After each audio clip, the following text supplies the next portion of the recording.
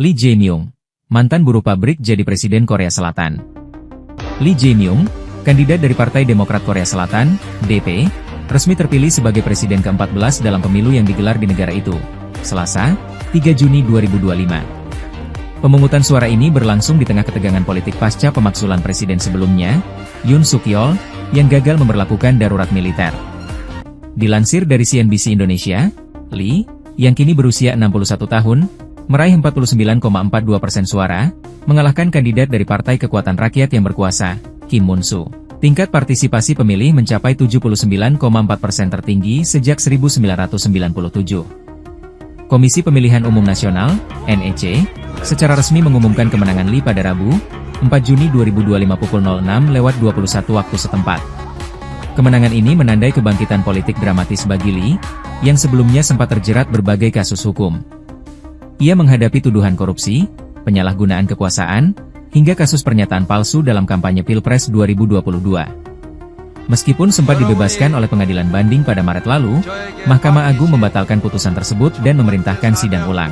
Lahir pada 1963 di desa pegunungan di Andong, Provinsi Gyeongsang Utara, Lee berasal dari keluarga miskin dan sempat bekerja di pabrik di Seongnam usai lulus SD demi menghidupi keluarganya. Pada usia 13 tahun, ia mengalami cedera permanen di pergelangan tangan akibat kecelakaan kerja dengan mesin pres di pabrik. Sebagai anak kelima dari 7 bersaudara, Lee menamatkan sekolah menengah dan lulus ujian masuk universitas masing-masing pada 1978 dan 1980. Ia kemudian melanjutkan studi hukum di Universitas Chong'an dengan beasiswa penuh, dan lulus ujian pengacara pada 1986.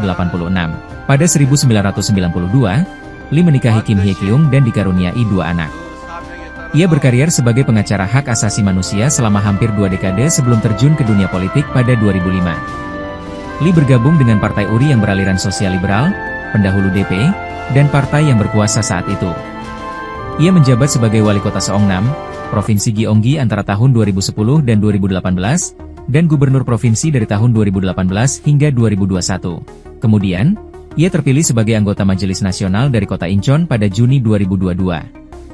Lee pertama kali mencoba mengikuti pemilihan presiden sebagai kandidat DP pada tahun 2017, tetapi kalah dalam pemilihan pendahuluan dari mantan Presiden Moon Jae-in.